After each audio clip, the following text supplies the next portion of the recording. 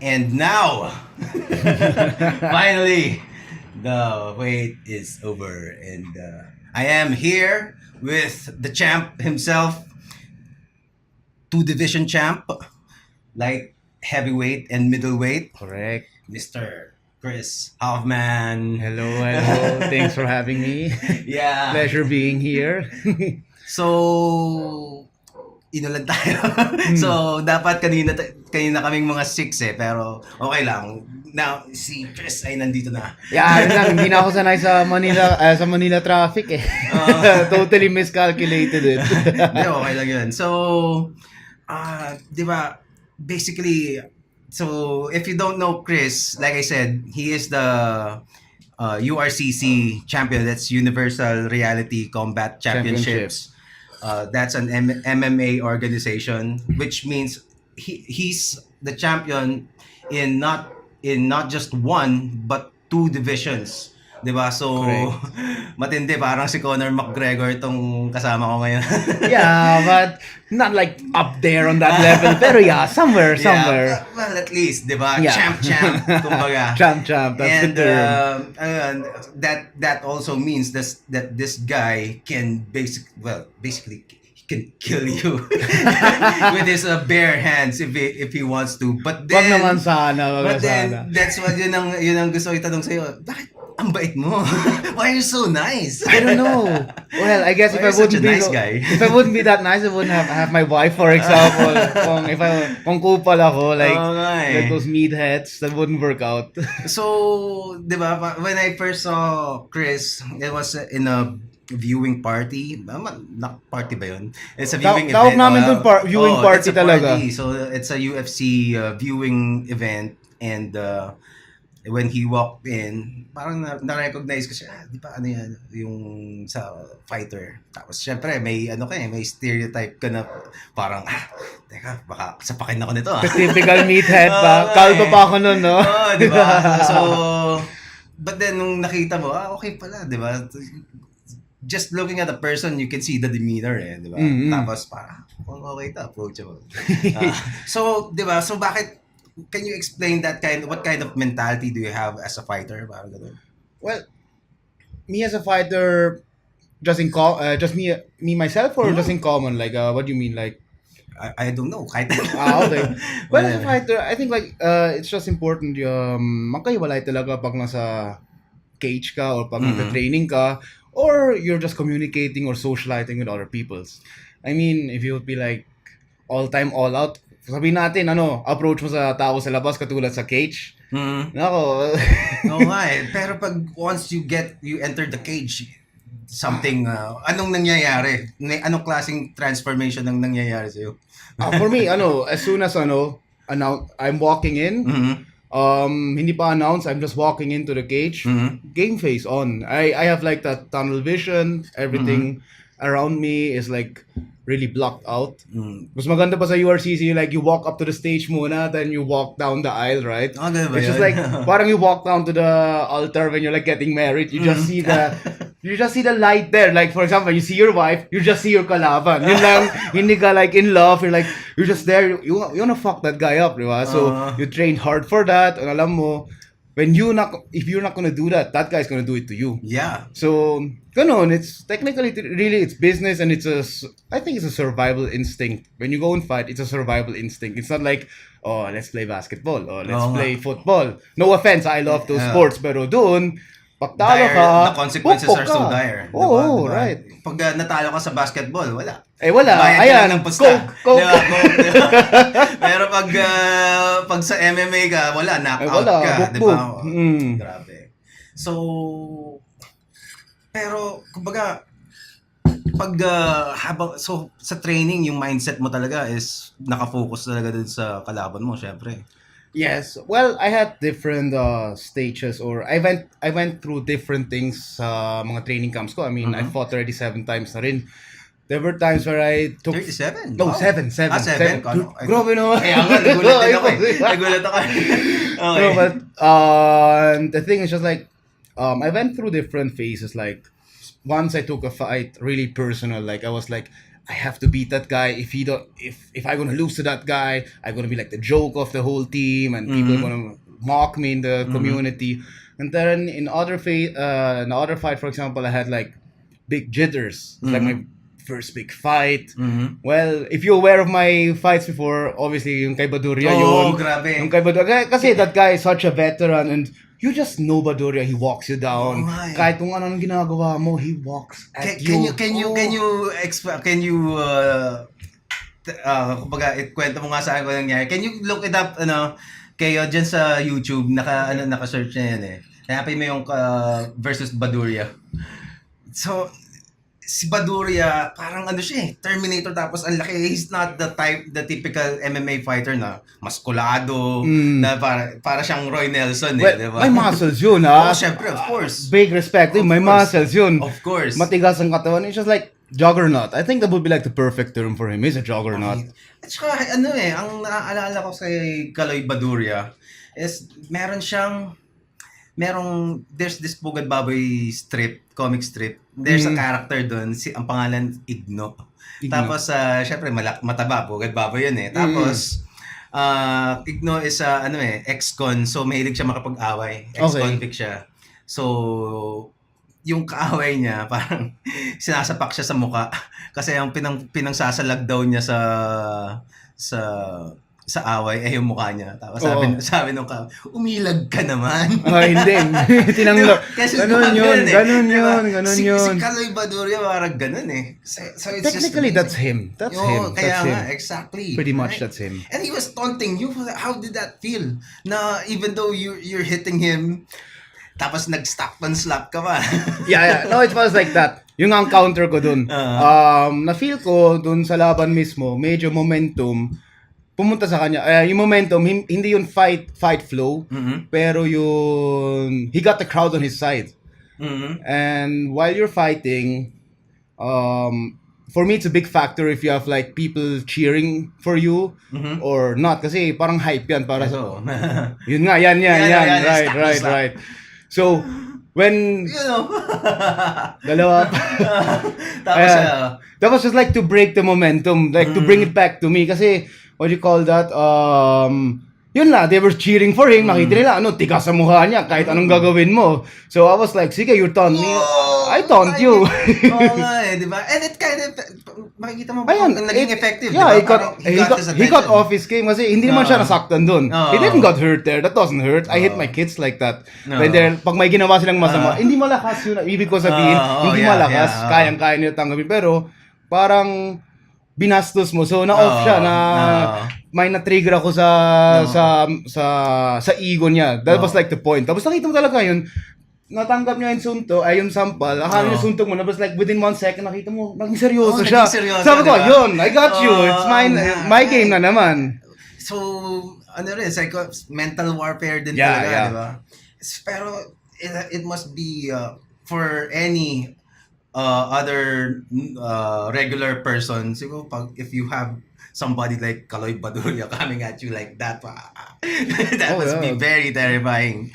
Especially if you're in the cage, you have nowhere to run. That's it. The thing is just like kitang-kita mo, for him, it's such a natural thing. It's like that's really his environment. Hindi ko maiisip na si Caloy, he could do something else than that. Kasi that's his element. Well, so he just gusto niya nga what his game is like, he eats like 3 or 4 hits just to get one sure score.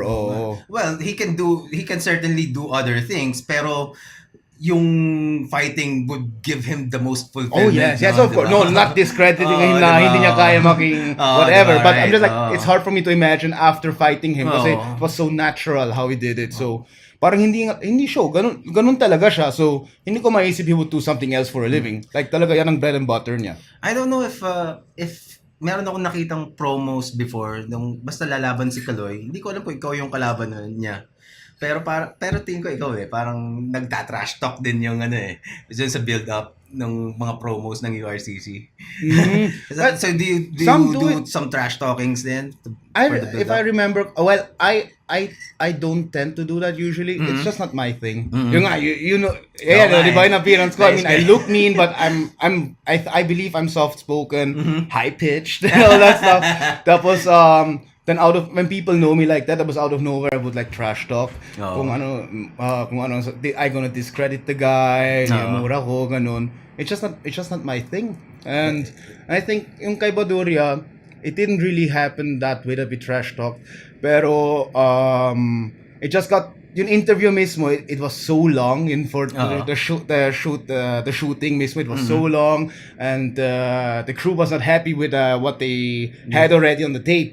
So they were just like, can you just be a little bit more aggressive, something. So the only thing Okay. I didn't even like discredit it, but the only thing I just said, like, well, for me personally, as an athlete, lifelong athlete, ayoko matalo sa tao who earns his money by teaching celebrities how to box. Kasi he was like teaching, what's her name? Sunny Parsons? No. Sunny Parsons. Sunshine. Alright, sorry. See, I'm so bad with the celebrity thing. You're like, Me too. yeah, so that's like the only thing, like that's the only thing I could throw at him, because I'm not that guy. So I was like, me as an athlete, I don't want to lose to a guy who's teaching sexy boxing to some celebrities. In terms sexy boxing, for me, all my friends know that you can either do mitts the right way, you see if someone is a fighter, or you see if someone does boxing just to stay in shape. It's not discrediting in sexy boxing. Yung nga, pang pa-sexy, you get sexy, you get in shape. Yan ang term ko dun, sexy You boxing. see that in boxing gyms everywhere, di ba? Yeah, that's why. So I just said, like, that's like the most aggressive thing I was able to say. I don't want to lose against a guy who's teaching sexy boxing. Yun lang ang sinasabi ko. Pero that should be enough, di ba? Yeah, that was siguro na build up. Like, he didn't hear it personally from me, diba? So he heard that from the videotape. That was yung director or whoever was there in the crew. Sasabihin pa nila, ay, alam mo, sinabi niya pa yan. That's how it works. I guess. That's how it works. Tapos dito pa tayo sa Philippines. Gossip, number one country. So anong naging reaction niya? Ano po, well, parang medyo... he handled it cool, I believe. Siya nga, parang ako din he doesn't really talk trash. So sabi niya, bahala siya sa kita natin sa ring, kung what you call it, yun, may daga siya or something. Yung sinabi niya. Sabi niya, I remember yeah, that. yan yung sinabi niya. Tapos ako, hindi ko na-get, sinanong ko nga sa ako, ano yan? Sabi niya, parang nervous kasi, nagalit ako dun Yun lang, but that's it. It didn't evolve any further. Whenever I see Caloy, we have a good relationship. I mean, we're not buddies, but when we see each other, we talk with each other, ganun. That's one thing that na pinaka-fascinating for me especially when a person reaches the level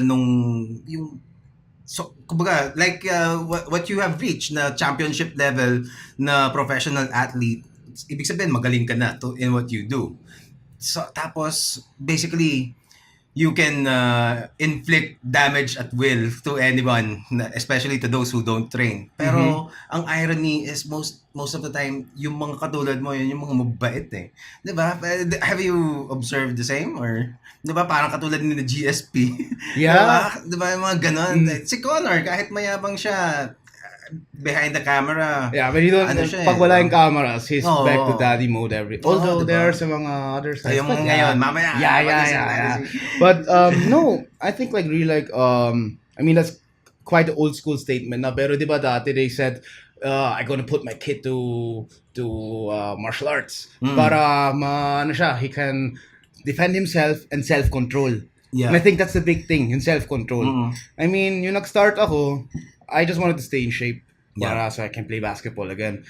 Tapos dun, syempre, taas ang testosterone mo. You're like, yeah, I can hit the bag finally. Anong banat ka ng banat? Mitts ka ng mitts, sparring ka. So, tukoy mo yung sparring mate mo ng malakas, ng todo. But over the time, you just really learn it's not about that. It's really not an emotional thing and everything. It's just like really about self-control. It's like you're honing your skills, you develop skills. It's really nothing like fighting someone personal yung character. I mean, may mga fights na ganun. Like, I have an issue with you, I have a beef with you. Tapos, sa ring, we're gonna find out. Pero, usually, diba, after those fights, what do? They hug each other, Oo good nga. na. It's like really rare that they still have a Oo nga beef afterwards. At saka ano yun parang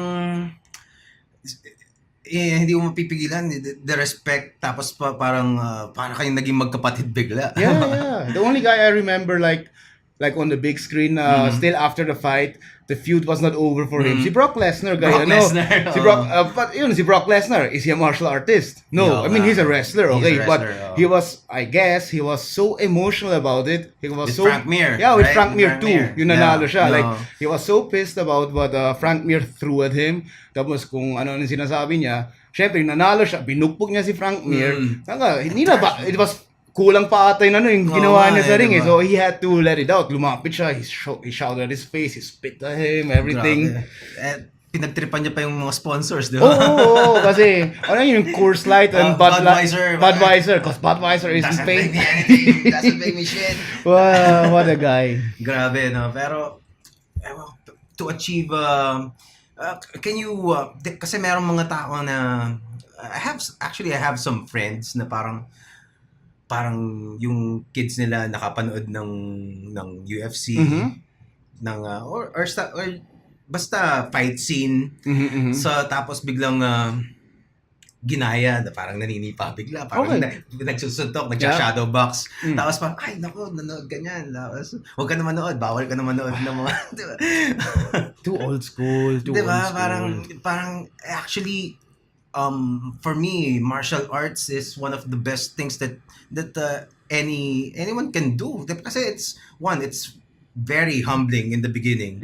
'Di ba? Kasi doon pa lang yung lesson na ituturo sa ng humility is something else. First time you walk in, you get your ass whooped like that. And just not even fighting itself just the training, just running around minsan sa ring lang nagpapaikot-ikot yung mga di ba? Pang warm up. Tapos pag let's say mag-push up ka tapos hindi ka di ba? Until eventually you develop the strength. Yeah. Tapos endurance mo, titibay ka na, and then eventually gumaganda na yung form mo, di ba? So makikita mo it's those are small victories and those are small lessons that accumulate eventually.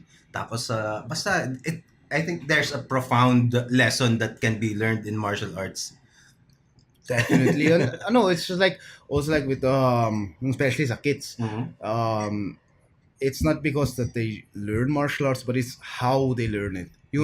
Especially pag when it's like their first time, it's really important like how does that coach teach those 5-year-olds, 6-year-olds, 7-year-olds. Kasi when you teach it the wrong way, if you bring the wrong message, you can develop a future bully. Yeah. Yan ang masama. But these days, I really believe that's rarely happening. With the how the sport developed and everything, and with social media, what you see and what you... So parang madali makita kung yung do's and don'ts with MMA. So kahit they see nga yun mga MMA fighters or kahit anong klaseng fighter or sports, those people who behave bad. Let's just say who behave bad, yung rude or yung not role models. I think these days the kids or the people around those kids who get into that sport, they know how to treat those kids that they don't catch up on those people. Like yung mentality, like so you're not gonna develop yung mga future bullies or stuff like that.